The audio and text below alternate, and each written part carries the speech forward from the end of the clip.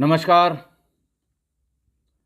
आज मैं फिर आपके सामने उसी दौर की एक और घटना लेकर आया हूँ।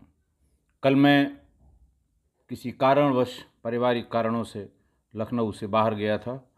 आ गया और वादे के मुताबिक आज मैं फिर उसी दौर की एक घटना लेकर आया हूँ। ये वाक़या है 2 नवंबर 1998 का। थाना है गुड़म्मा, डिस्ट्रिक्ट है लखनऊ और एक कॉलोनी वहाँ पर है जानकीपुरम कॉलोनी। बड़ी कॉलोनी है, नई डेवलप हुई है, एलडीए की कॉलोनी है। वहाँ पर सेक्टर एच के चौराहे पर एक पिकेट ड्यूटी लगी हुई थी। पिकेट ड्यूटी मतलब एक फिक्स 2 सिपाहियों की एक ड्यूटी होती है जो चौराहों पर कभी कभी क्राइम और कभी कभी लॉ एंड ऑर्डर, कभी कभी ट्रैफिक के रेगुलेशन के दृष्टिकोण से लगाई जाती है। मैं आपको हमेशा बताता हूँ कि जो ड्यूटियाँ हैं बीट कांस्टेबल्स की, एक तो मूविंग ड्यूटी होती है अपनी बीट में, दूसरे ये पिकेट ड्यूटियाँ होती हैं जो स्थायी होती हैं किसी बाज़ार में, किसी चौक पर, किसी चौराहे पर, और ख़ासकर बड़े शहरों में बिज़ी चौराहों पर पिकेट ड्यूटियाँ लगाई जाती हैं। 2 सिपाही यहाँ बैठे हुए थे और तभी वहाँ सेक्टर एच के ही मकान नंबर ए 353 और ए 354 से कुछ लोग उनके पास आए और उन्होंने ये बताया कि मकान नंबर ए 352 सेक्टर एच में ही मकान नंबर ए 352 में पिछले 2 दिनों से बच्चों के रोने और चिल्लाने की आवाज़ आ रही है। घर के बाहर से देखा गया तो बाहर उसमें ताला बंद है, लेकिन बच्चे बराबर रो भी रहे हैं, करुण क्रंदन कर रहे हैं और चिल्ला भी रहे हैं। पड़ोसियों ने ये भी बताया कि ये मकान विनोद कुमार श्रीवास्तव, जो इंदिरा नगर के ब्लॉक में जल निगम का जो कार्यालय है उसमें बाबू हैं, ये उनका मकान है। वो पत्नी और बच्चों के सहित इसी में रहते हैं। 2 दिन से उनका भी कोई पता नहीं है। तो ऐसा लगता है कि कोई अनहोनी हुई है, लिहाजा इसको तुरंत चलकर देखा जाए। चूंकि पास का ही मसला था, सिपाहियों ने कहा कि चलिए चल के देख लेते हैं। पैदल ही वो दोनों सिपाही अगल बगल के पड़ोसियों को लेकर उस मकान में पहुंचे। बाहर से ताला बंद था, लेकिन भीतर से कोई आवाज़ नहीं आ रही थी। सिपाहियों ने विनोद विनोद करके आवाज़ लगाया। भीतर से बच्चों की तुरंत चिल्लाने की आवाज़ आने लगी। सिपाहियों ने पूछा, बच्चों इस ताले की चाबी कहाँ है? बच्चों ने भीतर से जवाब दिया कि ताले की चाबी हम लोगों के पास नहीं है, पापा बाहर से ताला बंद करके चले गए हैं और ये कहा है कि हल्ला मत करना, हम थोड़ी देर में आएंगे। लेकिन करीब करीब 2 दिन हो गए हैं, लेकिन अब तक पापा आए नहीं हैं।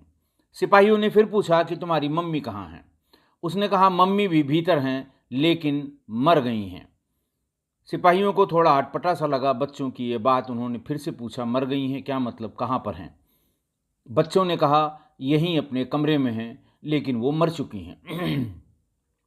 ये सुन के सिपाही भी, और इस बीच तब तक 2 सिपाहियों को देख के मोहल्ले के तमाम तमाशबीन भी वहाँ इकट्ठा हो गए। ये सुन के कि बच्चे बता रहे हैं कि माँ भीतर मरी पड़ी है, वो भी थोड़ा स्तब्ध हुए, हतप्रभ हुए। फिर उन्होंने दोनों सिपाहियों ने कहा कि फ़ौरन एक आध हथौड़ा अगल बगल से किसी मिस्त्री के यहाँ से, साइकिल वाले के यहाँ से तुरंत ले आओ, तोड़ के देखना आवश्यक है। अगर बच्चे कह रहे हैं तो कोई न कोई बात भीतर हुई अवश्य है। तुरंत ही कोई वहाँ से हथौड़ा ले आया। हथौड़ा मार के कुंडे सहित उस ताले को तोड़ दिया गया।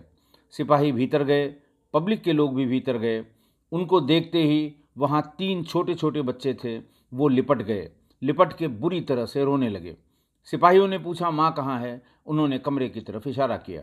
कमरे में सिपाही गए तो देखा कि वहाँ पर फर्श पर एक महिला पड़ी हुई है। रिगर मॉर्टिस हो चुकी है, यानी कम से कम 24 घंटे से पहले की बॉडी होगी, यानी बॉडी में अकड़न आ गई थी। ब्लड उसके सिर से निकल रहा था। वो धीरे धीरे फैल कर फर्श पर सूख गया था।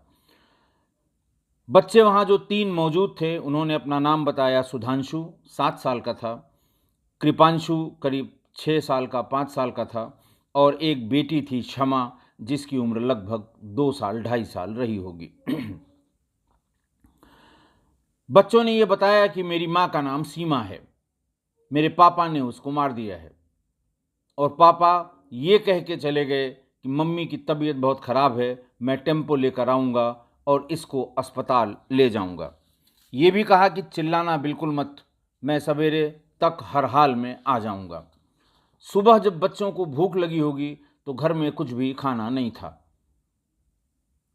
वहां पर पूछा वहां लोगों ने कि बच्चों तुम लोगों ने कितने दिन से हो, 3 दिन से हैं, क्या खाया पिया? तो उन्होंने किचन में ले जाके दिखाया कि उनके पास जो हरी सब्जियां थीं, बैंगन, आलू और भिंडी, वो कच्चा ही बच्चों ने, छोटे बच्चे हैं उनको भूख लगती है, कुछ खाने को चाहिए, तो कच्चे कच्चे ही वो खा लिए। अगले दिन जब वो भी ख़त्म हो गई सब्जी, हरी सब्जी, तो उन्होंने उस पे किचन पर चढ़कर जो टटोले डिब्बे उसमें कहीं चावल मिला होगा वो चावल खा लिया, ऐसा बच्चों ने वहाँ पर बताया। ये सुनकर भीड़ भी वहाँ परेशान होने लगी। अड़ोस पड़ोस के लोग तुरंत अपने घर से दूध और कुछ बिस्किट विस्किट के पैकेट ले आए और उन तीनों बच्चों को भरपेट दूध पिलाकर और बिस्किट खिला दिया। 3 दिन से जगे हुए बच्चे जिनकी आंखें लाल हो गई थीं, चिल्लाते चिल्लाते गला बैठ गया था, वो जैसे ही उन्होंने दूध और बिस्किट खाया वहीं फर्श पर लेट गए और सो गए। जब लाश देखी, बच्चों की हालत देखी, तो सिपाहियों ने फौरन बाहर निकलकर पीसीओ से थानाध्यक्ष को थाने पर फ़ोन किया कि एक लड़की का, एक महिला का मर्डर हुआ है। उसके 3 बच्चे उसी घर में मौजूद हैं। मकान का जो मालिक था, परिवार का जो मुखिया था, वो बाहर से ताला बंद करके चला गया है। ऐसा सुनते ही थानाध्यक्ष फौरन भागकर मौके पर पहुंचे, पंचायतनामा की कार्रवाई कराई। बच्चों से बात करने की इच्छा की। सिपाहियों ने पूरी बात बताई कि साहब ये 3-4 दिन के भूखे थे, अभी पड़ोसियों ने इनको दूध और बिस्किट दिया है, इतने परेशान थे, जग रहे थे कि सो गए हैं। इनको हमारे ख्याल से 2-3 घंटे सो लेने दिया जाए, हम लोग अपनी कार्रवाई कर लेंगे। पूछताछ की जब ज़रूरत पड़ेगी तब तक ये थोड़ा सो चुके होंगे, इनको जगा के इनसे बात पूछी जाएगी। थानाध्यक्ष इस बात से सहमत हो गए।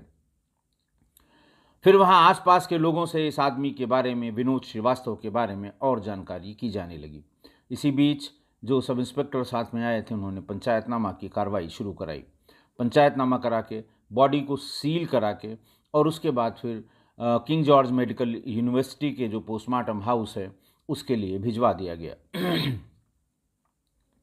इस बीच में घंटे 2 घंटे का जो समय मिला, उसी समय में थानाध्यक्ष और उनके साथी सहयोगी सिपाहियों ने, सब इंस्पेक्टर्स ने थोड़ी बहुत पूछताछ की। लोगों ने बताया कि बहुत ज़्यादा किसी से मिलना जुलना इनका नहीं था, लेकिन 3 बच्चे थे, 3 लड़के ही लड़के थे। तो वहाँ ये बताया गया कि साहब 3 लड़के थे तो एक लड़की इसमें कहाँ से है? यहाँ तो 2 ही लड़के और एक लड़की हैं। तो इस मामले में थोड़ा कन्फ्यूज़न पड़ोस वालों को हुआ। उनका सब 3 बच्चे हैं, इसकी इतनी जानकारी है, लेकिन अब वो लड़का है लड़की है ये जानकारी नहीं है। ये भी बताया लोगों ने कि साहब यहीं इंदिरा नगर में जल निगम का जो कार्यालय है उसमें बाबू है, इनके यहाँ कोई बहुत ज़्यादा आता जाता नहीं है, लेकिन ये थोड़ा सख्त मिजाज का और सनकी टाइप का आदमी है। कभी कभी बच्चों को मारता पीटता है जब बच्चे चिल्लाते हैं, लेकिन अगल बगल के लोग अब इस बात के आदी हो गए हैं, इसलिए कभी कोई इस बात को पूछने या ये जानने के लिए कि क्यों मारा जा रहा है कभी इसके घर पर नहीं आए। पुलिस ने फौरन एक टीम भेज के उसके कार्यालय जो ए ब्लॉक इंदिरा नगर में था, जल निगम का कार्यालय, वहाँ भेजा कि यहाँ पर उसके सरकारी रिकॉर्ड में इसका नाम पता इत्यादि लिखा होगा। वहाँ जाने पर यह पता लगा कि ये उन्नाव जनपद के थाना मोरावों के संदना गांव का रहने वाला है।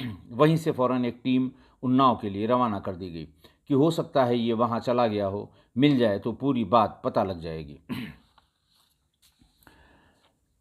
शाम को थानाध्यक्ष फिर मकान पर पहुँचे। बच्चे 3-4 घंटे सो चुके थे, उनको जगाया गया।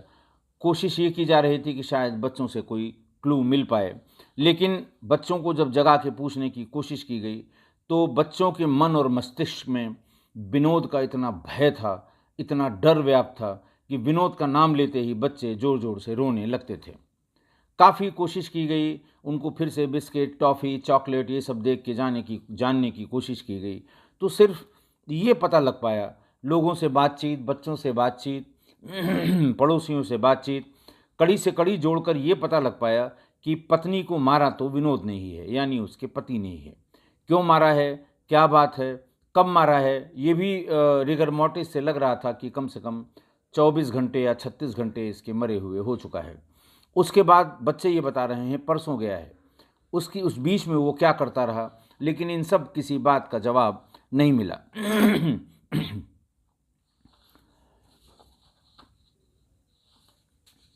उन्नाव की जो टीम उन्नाव से लौट कर आई, उसने ये बताया कि साहब ये पिछले 5-7 सालों से अपने गांव नहीं गया है। बस एक बात वहाँ से पता लगी कि इसकी मौसी का एक लड़का इंदिरा नगर में कहीं रहता है, जो इनके परिवार से कभी कभार संपर्क रखता है। कभी कभार ये लोग भी उसके यहाँ जाते हैं, कभी कभार वो भी इनके यहाँ आता है। हो सकता है वो कोई प्रकाश इस बात पर डाल सके कि क्या पति पत्नी में कोई मतभेद था, या क्या उसी ने हत्या की है, या किसी और ने इसकी हत्या की है। खैर, पुलिस विनोद के उस रिश्तेदार को इंदिरा नगर से भी ढूंढ लाई। उससे बातचीत की गई तो उसने कहा कि हाँ साहब, मेरा सगा मौसेरा भाई है, लेकिन सनकी टाइप का आदमी है। हम लोग बहुत ज़्यादा इससे संपर्क नहीं रखते थे। कब सनक जाए, किसको गाली देने लगे, किसको मारने पीटने लगे, ये बात समझ में नहीं आती थी। दूसरा ये था कि इसके कई महिलाओं से संबंध थे। बार बार बातचीत आती थी, हम लोग कभी आते थे तो इनकी पत्नी भी बताती थी कि इसके कई महिलाओं से संबंध हैं, और घर को ये अपेक्षाकृत बहुत कम पैसा देता था, और घर वाले उपेक्षा में जी रहे थे। इतनी बात वो ज़रूर बता पाए। खैर, उन्होंने अफसोस भी जाहिर किया। इस बीच में पुलिस को ये समझ में आ गया कि अब और किसी से कोई और बात पता नहीं लग पाएगी इस हत्या के बारे में सिवा विनोद के। विनोद पे कंसंट्रेट किया जाए, विनोद को गिरफ्तार किया जाए, तभी पूरी बात पता लग पाएगी। एक पुलिस टीम जो इंदिरा नगर में जल निगम के दफ्तर गई थी, वहाँ भी कोशिश की जाने लगी कि ये कहाँ मिलेगा, इसका कैसे पता लगेगा। उन लोगों ने भी बताया कि साहब कई महिलाओं से इसके संबंध थे। ये बात बिल्कुल सही है, और पत्नी से कोई दुराव या बिगाड़ या कोई झगड़ा नहीं था, ऐसा हम लोगों के संज्ञान में कभी आया नहीं, कभी जिक्र नहीं किया। तो उनसे ये पूछा गया कि भाखिर ये लड़कियां, ये महिलाएं जिनसे इसके संबंध थे, ये कहाँ मिलेंगी, ये कहाँ हैं, कुछ अंदाज कोई। बहुत काफ़ी बात करते करते एक महिला का पता वहाँ लोगों ने बताया। बिल्कुल नीचे लोअर स्टाफ ने ये बताया कि साहब एक तो यहीं ऑफिस के पास की महिला है, पहले इसके यहाँ बहुत आना जाना था, शायद आगे की जानकारी वही दे पाए। पुलिस उसके पास गई। महिला ने बताया कि हाँ बिल्कुल सही है, साल भर से मेरे यहाँ आना इनका कम हो गया, लेकिन उसके पहले 1 साल तक ये लगभग रोज़ हमारे पास आते थे। मैं उनके लिए खाना बनाती थी, वो चिकन के बड़े शौकीन थे, उनके लिए चिकन बनाती थी, और हम दोनों के संबंध भी थे। उसने साफ साफ बता दिया। लेकिन इधर 1 साल से उसके किसी और महिला से संबंध हो गए हैं। उसने ये भी बताया कि कुर्सी रोड पर कोई बहुत बड़ी निर्माणाधीन इमारत है, बन रही है। उसके जो लेबर रहते हैं, वो जो एजेंसी रही होगी या जो ठेकेदार जो बनवा रहा था, उसने लेबर्स को रुकने के लिए एक छोटी सी कॉलोनी वहाँ पर बना रखी है। वो महिला उसी लेबर कॉलोनी की है, लेकिन इसने उसको कोई किराए का रूम, किराए का कमरा दिलवा दिया है। उस कमरे के किराए में रहती है, और ये शाम को यहाँ से निकलने के बाद उसी के पास रहता है। देर रात कभी 11 कभी 12 बजे ही ये अपने घर पहुँचता है। बार बार पूछे जाने पर उसने सिर्फ इतना ही बताया, हल्की फुल्की लोकेशन बताई, और उसने कहा कि ये बात मुझे उसी ने बताई है, विनोद ने ही बताई है, इसलिए मैं ये बात बता रही हूँ, मैं कोई अंदाजे से नहीं बता रही हूँ। पुलिस को एक हल्का सा जो ये क्लू मिला, एक पूरी टीम गई कुर्सी रोड पर, वहाँ बड़े निर्माणाधीन जो कोई ऑफिस था उसके बारे में पता किया, फिर उसके लेबर कॉलोनी का पता किया। धीरे धीरे करके वहाँ ये पता लग गया कि हाँ एक महिला है, हमारे यहाँ लेबर कॉलोनी की थी, किसी आदमी से उसका संबंध था, उसने एक कमरा उसको किराए पर फला जगह दिलवा दिया है, और वो उसी कमरे में रहती है। वो आदमी भी कभी कभी आता जाता है, और ये भी बताया कि कोई पैसे वाला आदमी है, क्योंकि बहुत अच्छे से वो रहने लगी है, उसके यहाँ टीवी और फ्रिज भी आ गया है, अच्छे कपड़े पहनती है, और वो उसी के यहाँ वो आदमी भी आया करता है। ऐसा जब लोगों ने बताया, अंदाज से बताया, पुलिस ने दबिश दी। पुलिस ने जब दबिश दी तो विनोद श्रीवास्तव उसी मकान में उसी महिला के साथ मिल गए। इसी बीच में पोस्टमार्टम रिपोर्ट आ गई। पोस्टमार्टम रिपोर्ट में आया कि cause of death due to shock and asphyxia as a result of throttling and antemortem injuries. Antemortem injuries में सिर की और कई दूसरी चोटें भी शरीर में उल्लिखित की गई थीं। हत्या का मुकदमा कायम होना था, हत्या का मुकदमा पुलिस ने कायम किया। लिखाने वाला कोई नहीं था, वहीं किसी लोकल आदमी से एक तहरीर लेके मुकदमा लिखवा दिया गया कि साहब ये हत्या की है और नामजद उसमें विनोद श्रीवास्तव को किया गया। पीएम के बाद शव को इंदिरा नगर के उसके रिश्तेदार को सौंप दिया गया और उसी ने उसका अंतिम संस्कार किया। उन्नाव के रहने वाले जो सीमा के मायके वाले थे, उनको भी अंतिम संस्कार होने के बाद खबर लगी। हालांकि उनके यहाँ कोई था नहीं, एक कोई उसका चचेरा भाई था, वो आया था, अफसोस जाहिर किया और पता लगा कि अंतिम संस्कार हो गया, वो भी चला गया। पुलिस को जब वो मिल गया उस महिला के यहाँ, विनोद श्रीवास्तव, उसको पुलिस थाने पर उठा लाई। पुलिस को बहुत मेहनत करने की ज़रूरत नहीं पड़ी, बहुत थोड़ी मेहनत में ही उसने सारा किस्सा बयां कर दिया। मैं आपको बहुत बार बता चुका हूँ कि इस तरह के जो अय्याश, लफंगे, सीटियाबाज, आवारा, लफेंडर या सड़क छाप जो मजनू होते हैं, ये बहुत रजिस्ट नहीं कर पाते। ये मेरा तजुर्बा है, इनसे कोई बात निकलवाना बहुत कठिन बात नहीं होती। ये हार्ड कोर नहीं होते, थोड़े बहुत श्रेणीबद्ध पूछताछ की पहली या दूसरी श्रेणी में ही ये बिल्कुल साफ साफ अपनी बात उगल देते हैं, बता देते हैं। उसने पूरी बात बताई। उसने बताया कि मेरी शादी लगभग 10 साल पहले सीमा नाम की इस महिला से हुई थी और इससे मेरे 3 लड़के पैदा हुए। हिमांशु 9 साल का, सुधांशु 7 साल का और कृपांशु 3 साल का। हिमांशु स्कूल जाने लगा तो इसके लिए वहीं पड़ोस में रहने वाले रिक्शे वाले से, वहाँ तमाम उस ज़माने में जो ये कॉलोनीज़ बनी थी तो अलॉटमेंट के पहले सब खाली रहती थी, तमाम रिक्शे वाले, तमाम लेबर उसी में रहा करते थे। अलॉटमेंट जानकीपुरम में धीरे धीरे हुआ, अब तो खैर वो पूरी तरह से फुल्ली सेचुरेटेड और बहुत डिमांड में रहने वाली कॉलोनी हो गई है। लेकिन उस ज़माने में कम लोग उसमें बसे थे और वहीं पास में किसी रिक्शा चलाने वाले से इन्होंने बच्चे को स्कूल भेजने के लिए, बड़े बच्चे को जो 9 साल का था हिमांशु, स्कूल भेजने के लिए रिक्शे वाले से दाम तय किए। उसने आगे बताया विनोद ने कि कभी कभी जब रिक्शे वाले को आने में थोड़ा विलम्ब हो जाए और हम बच्चे को लेके थोड़ा पहले बाहर आ जाते थे तो पैदल ही रिक्शे वाले के यहाँ तक चले जाते थे। रिक्शे पर अपने बेटे हिमांशु को बिठा के फिर मैं वापस आ जाता था। एक दिन मेरी नज़र रिक्शे वाले की पत्नी पर पड़ी। सुंदर सी महिला थी, नए उम्र की लड़की थी। जब रिक्शे वाला उसको रिक्शे पर हिमांशु को लेके स्कूल की तरफ जाता तो मैं थोड़ी देर रुक जाया करता। वो चाय बना के पिलाती थी और इसी प्रोसेस में धीरे धीरे मेरे उससे संबंध हो गए। उस महिला ने फिर जोर देना शुरू किया कि तुम अच्छे मकान में रहते हो, तुम रोज़ यहाँ हमारे छोटे से मकान में क्यों आते हो, तुम अपने मकान में मुझे क्यों नहीं रख लेते। विनोद ने बताया कि उसके बार बार कहने पर मैं उसे अपने घर ले आया। सीमा ने इसका बहुत विरोध किया। सीमा को मैंने डराया, धमकाया, समझाया कि अब ये यहीं रहेगी और इस तरह का विरोध करने से कोई फ़ायदा नहीं। चूँकि थोड़ा ऐसी प्रवृत्ति का था, मारपीट बहुत जल्दी कर लेता था, तो शायद सीमा डर गई और उसने उस महिला को वहाँ एडजस्ट किया। विनोद आगे बताता है कि वो महिला चूँकि पैसा मांग लेती थी, हमारे पास जो तनख्वाह का काफ़ी पैसा मैं उसको दे देता था, तो उसको घूमने फिरने का बहुत शौक़ था। इस बात पे मुझे बहुत एतराज़ था। न तो मेरी पत्नी कभी घूमने टहलने जाती थी, न मैं कभी कहीं घूमने टहलने जाता था।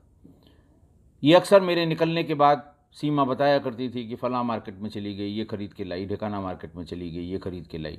बल्कि घर के सारे सामान खुद ही कहती थी कि सब्जी भी मैं लाऊंगी, दूध भी मैं लाऊंगी। किसी न किसी बहाने वो बाहर जाया करती थी।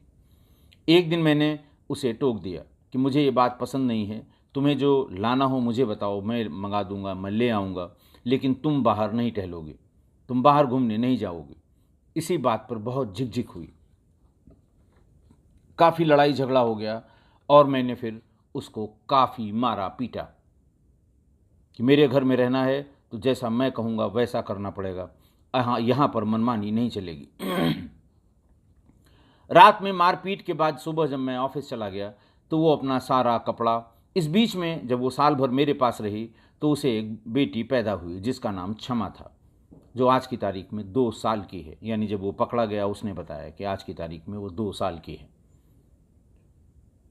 दोपहर में अपना सामान, कपड़ा और बैगेज लेके वो वहाँ से निकल गई। सीमा ने पूछा भी कि बच्ची को ले जाओगी? उसने कहा नहीं, मुझे बच्ची की कोई ज़रूरत नहीं है, बच्ची यहीं पर रहेगी। कुछ इस तरह की बातें उसने कही कि ये बच्ची उसी की है जिसके घर में रहेगी। ये कह के वो गुस्से में तमतमा के घर से बाहर चली गई। शाम को विनोद आया, उसको बताया गया तो उसने कहा बच्ची को क्यों रोक लिया, उसको जाने देना चाहिए। उसने कहा वो मानने को तैयार नहीं थी, गुस्से में थी, मारपीट करने लगती। बच्ची को छोड़कर वो चली गई। फिर विनोद ने कहा वो आज तक कभी वापस नहीं आई।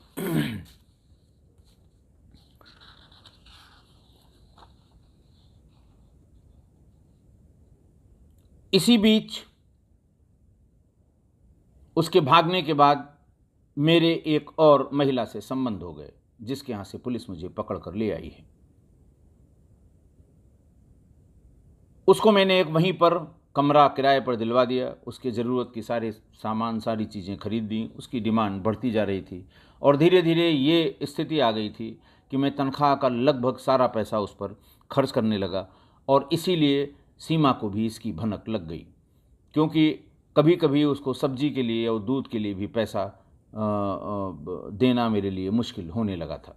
ज़्यादातर समय इसी महिला के पास मैं बिताता था। वो बार बार जो भाग गई महिला यानी क्षमा की माँ, उसको लेकर बहुत ताने दिया करती थी कि मुझे लग रहा है कि फिर कोई आ जाएगी, इसीलिए घर की तरफ ध्यान देने का मतलब ही नहीं है। रात रात भर रहते हो, कभी सुबह आते हो, छुट्टियों के दिन बिल्कुल नहीं आते हो। खैर, चूंकि अपने पति की आदत से वाकिफ़ थी, इसलिए वो इस तरह के ताने देने लगी।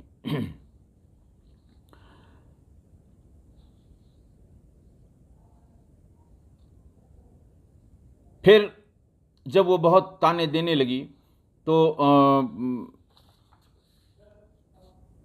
हाँ, बहुत ताने देने लगी। एक दिन ये रात में वापस आया। इतना डरा धमका रखा था कि रात में इसका खाना पत्नी इसकी सीमा बना के ढक के रख देती थी। रात में ये कोई 11:30-12 बजे आया होगा तो इसने कहा कि आज मेरा खाना ढका क्यों नहीं है। सीमा ने कहा कि बिल्कुल ढका हुआ है, आप किचन में जाके देखिए। आपकी सब्जी, रोटी और दूध, रोज़ रात में ये दूध पीता था, तो वो रोटी, सब्जी और दूध मैंने ढक दिया है।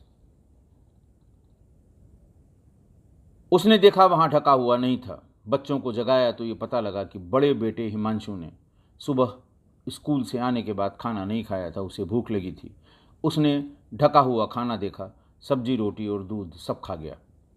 इससे आग बबूला होकर विनोद ने हिमांशु को डंडे से मारना शुरू किया। इतनी जोर जोर से और इतनी देर तक मारा कि थोड़ी देर में ही हिमांशु बेदम हो गया, उल्टियां करने लगा। उसको लेकर सीमा एक कपड़े में बांधकर घर से भागी चिल्लाती हुई। विनोद ने कहा, मैं भी पीछे पीछे भागा। वो वहाँ से पहुँच गया प्राणनाथ नर्सिंग होम, पहाड़पुर चौराहे के पास प्राणनाथ नर्सिंग होम ले गया और उसको समझा रखा था कि खबरदार मारपीट की बात किसी को न बताना। ऐसा विनोद ने सीमा को समझा रखा था। सीमा से अटेंडिंग डॉक्टर ने पूछा क्या हुआ। उनका सब कालरा हो गया है, इसको उल्टियाँ बहुत हो रही हैं। डॉक्टर ने देखा, उसने कहा इस चोट के भी निशान लग रहे हैं। बोले साहब उसी में गिर गया। डॉक्टर ने कहा कि बहुत सीरियस है, इसको आप सिविल हॉस्पिटल ले जाइए। सीमा उसे गोद में लादे लादे रिक्शा करके सीधे सिविल हॉस्पिटल की तरफ भागी। साथ में विनोद भी साथ में हो लिया। सिविल हॉस्पिटल पहुंचकर डॉक्टरों ने उसे मृत घोषित कर दिया। वहां से तुरंत विनोद भाग गया। सीमा उसको लेकर, उस डेड बॉडी को लेकर वहां से घर की तरफ रवाना हुई। घर पहुंच गई। जब करीब 2 बज रहे होंगे तो वहां पर थोड़ी देर बाद ही विनोद श्रीवास्तव आ गए। आपस में नोकझोंक शुरू हुई। उसने कहा कि देखो, ज़्यादा चिल्लाओगी पुलिस आएगी तो मैं यही बता दूंगा कि तुमने मारा है, तुम मेरा कुछ नहीं बिगाड़ पाओगी, जेल चली जाओगी। बेहतर यह है कि इसको ले चलो, चलो अभी तुरंत कहीं गाड़ दिया जाए और ये किसी को कानो कान खबर न हो कि हिमांशु घर में नहीं है। बच्चे को उस चद्दर में लपेटकर रिक्शे से वो लोग भैंसा कुंड पहुँचे। भैंसा कुंड लखनऊ का सबसे बड़ा, सबसे प्रसिद्ध शमशान घाट है। वहाँ पहुँचे, वहाँ कर्मचारियों ने टोका, क्या बात है, उनका साहब हैजा हो गया था इसलिए इसको गाड़ना है। उनका थोड़ा गहरा पानी के नज़दीक गीली मिट्टी में थोड़ा गहरा गाड़ देना, वरना इसको कुत्ते वुत्ते खींच ले जाएंगे। ये दोनों गए, वहाँ पर पानी से बिल्कुल सटी हुई ज़मीन पर रेतीली जो होती है, वहाँ गड्ढा खोद के, हाथ से ही वो खोद लिया जाता है, गहरा खोद के उसमें हिमांशु की बॉडी रख के और ढक के चले आए। दोनों घर पहुँच गए। सीमा बहुत मायूस हो गई। ये नॉर्मल बिहेव करने के लिए अपने ऑफिस चला गया। ऑफिस से लौटकर जब ये 4:30 बजे आया, इसको देखते ही अचानक सीमा बहुत रोने लगी। इसने पूछा क्या बात है। उसने कहा हिमांशु की याद आ रही है, तुमने मेरे बेटे को मार दिया है, मैं पुलिस में शिकायत करूंगी। फिर उसने धमकाया कि पुलिस में शिकायत करोगी तुम्ही को जेल जाना होगा, मेरा कुछ नहीं होगा। उसके बाद जब वो नहीं मानी तो उसी डंडे से जिससे उसने हिमांशु को मारा था, उसी डंडे से इसे मारना शुरू कर दिया। सिर पे चोट लगने के बाद ये बेहोश हो गई। जब वो मारपीट कर रहा था तो बच्चे चिल्ला रहे थे। तीनों बच्चों को दूसरे कमरे में ताले में बंद कर दिया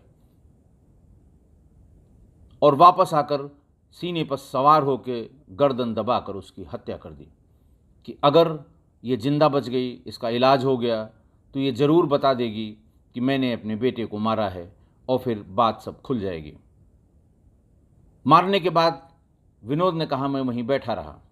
रात करीबन 4 बजे, भोर करीबन 4 बजे उसे मार दिया था। सुबह 6, साढ़े 6 बजते ही बच्चे उठ गए, चिल्लाना शुरू किया। उनको बाहर निकाला, उन्हें बाहर से बाज़ार से लाकर ब्रेड और दूध दिया, उनको पूरा खिलाया। उसके बाद दिमाग लगाने लगा उसी बॉडी के पास बैठ कर कि क्या किया जाए। बच्चे भी पूछने लगे क्या हुआ। उनका मम्मी की तबीयत ख़राब है और मैं इसको दवा अभी लेने जाऊंगा, ला के दवा दूंगा। डॉक्टर को फ़ोन कर दिया है, डॉक्टर को बता दिया है जाकर मैंने, डॉक्टर थोड़ी देर में देखने आएगा। इस तरह कह के बच्चों को भरमा दिया। पूरा दिन उसके पास बैठा रहा कि हिमांशु का जैसे डिस्पोजल किया था वैसे इसका डिस्पोजल संभव नहीं है। वहाँ कर्मचारी पूछेंगे, जलाने की बात होगी, पूछताछ होगी, पुलिस आ जाएगी, हम पकड़े जाएंगे।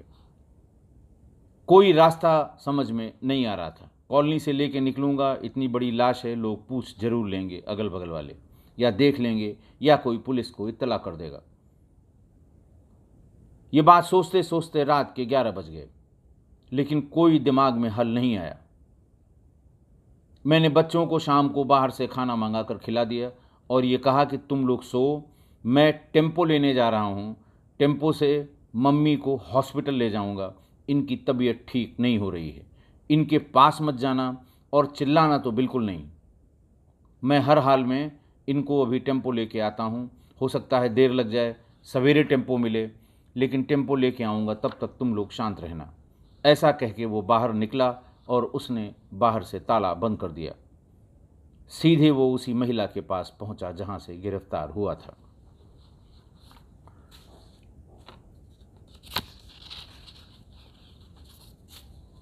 पुलिस को ये सुन के एकदम पुलिस सन्न हो गई कि बार बार कह रहे थे लोग कि 3 लड़के थे, उनमें एक लड़की थी, ये लड़की कहाँ से आ गई, वो बड़ा लड़का कहाँ है, इस पर पुलिस ने ध्यान क्यों नहीं दिया। नई बात उसने बताई कि बच्चे को इस तरह से मैंने मार के और भैंसा कुंड में शमशान घाट के पास गोमती के किनारे दफना दिया है। फौरन उसको गाड़ी पर बिठा के वो जगह देखने के लिए पुलिस गई। इसने जगह दिखाई, वहाँ पर शमशान के कर्मचारियों के की सहायता से उसको खोद कर देखा गया तो उसकी बॉडी जस की तस उसी में पड़ी हुई थी। चूँकि थोड़ा नमी रहती है, ठंडा रहता है, नवंबर का महीना था, इसलिए बॉडी बहुत डिकम्पोज नहीं हुई थी। हालांकि बॉडी के वहाँ गाड़े हुए भी लगभग 4 दिन हो गए थे। लाश को निकालकर पंचायतनामा भर के उसे भेज दिया गया पोस्टमार्टम के लिए और विनोद को गिरफ्तार करके जेल भेज दिया गया। आज की घटना, एक मानसिक रूप से विकृत, अय्याश, कामातुर और कामांध व्यक्ति ने अपनी पत्नी और बच्चे की हत्या इसलिए कर दी कि वो उसके अवैध संबंधों के कारण अपनी उपेक्षा से परेशान थे। विनोद की अय्याशी के कारण अच्छा खासा फलता फूलता परिवार बर्बाद हो गया। उसके 3 बच्चे विनोद के जेल जाने के बाद इंदिरा नगर के उसके उस रिलेटिव के सुपुर्द कर दिए गए। 3 बच्चों का पालन पोषण करना, वो भी गैर के बच्चों का, आप अंदाज़ लगाइए कितना मुश्किल काम है। अपने बच्चों के पालन पोषण में ही 3 अगर हैं, एक में ही आदमी की सब गति हो जाती है। उसके अपने भी बच्चे थे और 3 ये एक्स्ट्रा बच्चे, 2 लड़का और 1 लड़की आ गई। कैसे पालन पोषण उसने किया होगा। पता नहीं वो तीनों अब कहाँ होंगे, किस हाल में होंगे, जिंदा भी हैं कि अब दुनिया में नहीं हैं। विनोद भी तो छूट ही गया होगा, क्योंकि सीमा की पैरवी करने वाला उनके मैके वाले दोबारा लौट कर आए नहीं। पुलिस ने किसी आसपास के आदमी से मुकदमा लिखा दिया था, वो क्यों पैरवी करने लगा भला। तो पैरवी के अभाव में विनोद की जमानत भी जल्दी हो गई होगी और ट्रायल में भी कुछ नहीं हुआ, ये मैं अपने एक्सपीरियंस से दावे से कह सकता हूँ। अगर किसी को इन तीनों बच्चों सुधांशु, प्रमांशु और क्षमा के बारे में पता लगे, क्योंकि इंदिरा नगर बहुत डेंस लोकेलिटी है और आसपास के लोगों का सुधांशु, सुधांशु उस समय 7 साल का था 98 में, कृपांशु 6 साल का था और क्षमा करीब 2.5 पौने 3 साल की थी। बड़े हो गए होंगे, ग्रोन अप हुए होंगे। इंदिरा नगर में ही किसी रिश्तेदार को, जो उनके मौसी के लड़के वड़के थे, उनको दिया गया था। लेकिन मूल मकान जो मैंने आपको नंबर बताया है, बहुत ही डेंस कॉलोनी है वो, तो ज़रूर कोई न कोई बता देगा। अगर वहाँ आसपास का कोई हमारे किस्सा कोई परिवार का व्यक्ति है तो जानने की कोशिश ज़रूर करें। हो सकता है हम उससे लाभान्वित हों, उस सूचना से कि अल्टीमेटली उन तीनों का क्या हुआ। अब देखिए, अच्छा खासा परिवार, 3 बच्चे थे, बहुत बढ़िया चल रहा था। सरकारी मुलाजिम था विनोद, अच्छा पैसा मिलता था, अपने मकान में, खरीदे हुए मकान में रहते थे। लेकिन अपनी अगर उसका व्यवहार अचानक बदल गया परिवार के प्रति, किसी के भी पति या पत्नी में से किसी के भी व्यवहार में अगर अचानक परिवर्तन हो जाए तो खतरे की घंटी बज गई, ये समझ लेना चाहिए। सभी को होशियार हो जाना चाहिए और ऐसे बदलते व्यवहार की चर्चा अपने लोगों से ज़रूर करनी चाहिए कि ये अचानक ये परिवर्तन आ गया है। अब तो तमाम वेबसाइट्स हैं, तमाम NGOs हैं, उस ज़माने में कुछ नहीं था। इतनी जो मशक्क़त करनी पड़ी कि साहब ऑफिस का पता करिए, महिला कौन है पता करिए। आज के ज़माने में मोबाइल होता, किससे रात में दिन में बात कर रहा है सब पता लग जाता है, एक एक उठ के चले जाते और सब चीज़ें 1 घंटे में 2 घंटे में खुल जाती। लेकिन पुलिस को केस को खोलने में कितनी मशक्क़त करनी पड़ी, क्योंकि हिमांशु को मार दिया ये तो किसी को पता ही नहीं था। न मोहल्ले वाले कोई बता पाए, न किसी को पता नहीं था कि इसका बड़ा बेटा कहाँ है। 3 बच्चे थे, 3 मौजूद हैं। ये थोड़ा बताने में लोगों को समझ में नहीं आ रहा था कि उनकी जानकारी में 3 लड़के ही लड़के थे, लड़की कहाँ से आ गई। तो इसलिए अगर इस तरह किसी के व्यवहार में अचानक परिवर्तन आए, बड़ा परिवर्तन आए, तो आपको सतर्क हो जाना चाहिए, चाहे वो पति हो चाहे पत्नी हो। तमाम वेबसाइट में आप अपनी समस्या लिखकर उसको रजिस्टर करा सकते हैं। पुलिस का जो पारिवारिक परामर्श केंद्र है वो सबसे आसान और सबसे नज़दीक का तरीका है। परामर्श केंद्र पर जाएं, अपनी पूरी बात बताएं, एक एप्लीकेशन दें, वो रजिस्टर हो जाएगी, ताकि अगर आपका कोई नुकसान करे कुछ भी तो आपको लीगल प्रोटेक्शन मिल सके कि आपने इसके बारे में सूचना दे रखी थी, आपने बता रखा था। तो इसलिए इस तरह के व्यवहार के परिवर्तन और लगातार हो रहे परिवर्तन के बारे में परिवार वालों से, जो जिम्मेदार लोग हैं आपके संपर्क में, उनसे, और अगर इनसे काम नहीं बनता है तो ज़रूर SSP के ऑफिस में हर ज़िले में परिवार परामर्श केंद्र हैं, पूरे देश में हैं, सुप्रीम कोर्ट के आदेश पर हैं। आप वहाँ ज़रूर इस बात को बताकर रजिस्टर कर लें। सामने वाला भी ये जान जाएगा कि पुलिस की जानकारी में है, कोई गलत काम करने से पहले 100 बार सोचेगा। मुझे उम्मीद है कि आप मेरी इस बात से सहमत होंगे। आज के लिए बस इतना ही। बहुत बहुत धन्यवाद।